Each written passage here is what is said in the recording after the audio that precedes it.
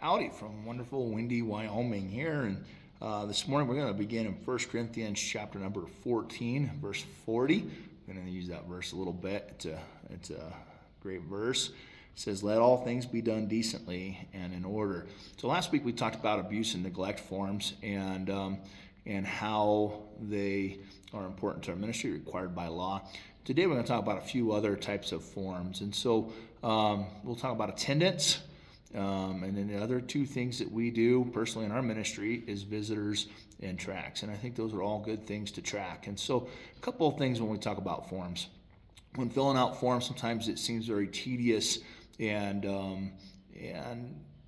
the tendency sometimes is just to blow through it, not really pay attention to it. But if we're going to do it, we should do it well, and we should keep good records. We should be clear and concise when we write things down.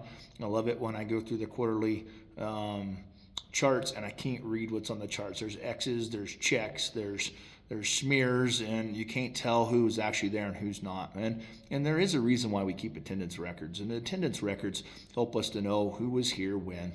And while it's not something that we necessarily need today, where it comes in handy is if something happens down the road, somebody comes back and says, "Hey, this happened to me." We can have a record of who was in those classes, what days they were there. There's been instances where somebody's tried to bring a church and allegations against the church, and then they went back through the attendance records and they're able to prove that the person wasn't even there during those times. And so it's something that's very important. We keep track of all the attendance, try to do a very neat and consistent job. If you get in a situation where the court needs to look through your records, the more consistent, the more clear your records are, the more viable your records are going to be. If they're super sloppy and they can't tell what's going on, they're just going to throw them out. And so we want clean, clear records, and it helps us just to keep track of who's here and when they're here and things like that. And so we file those away every quarter. Those are kept indefinitely. And so, because you never know when somebody might come back. We had an incident just the other day, went back 5 years to look at some attendance records because of some things that came up. And so it's good to keep. Another thing that we like to keep, and this is the visitor records. When we have a visitor come in, we want to get their information. Where do they live?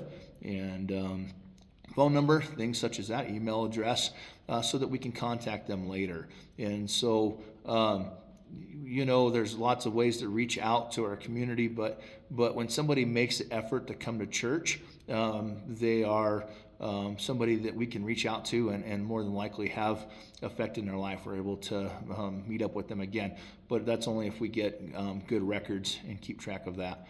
And so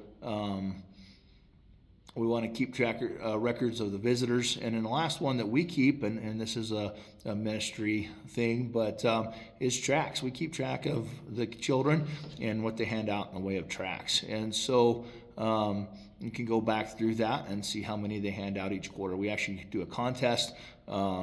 If you're interested in our thing, maybe I can do a video on it.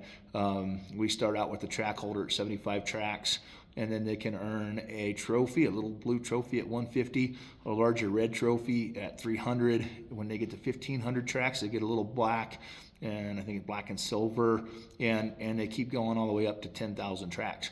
That's a lot of tracts, by the way. We have one individual who's getting close. He's within 1,000, so he's given out just under 9,000 tracts in his time in our ministry, and that's starting at about 3 years old. So it's something where we want them to be active in giving out the gospel, and so we keep track of that.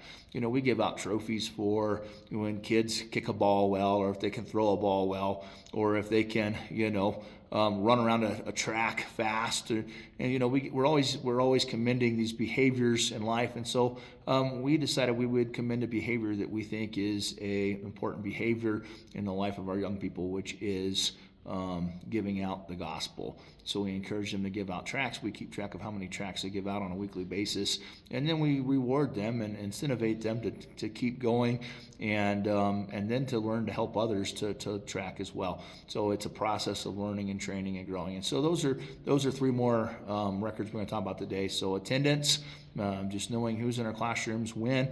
That includes adults. Any adults that are in the classroom get recorded along with children.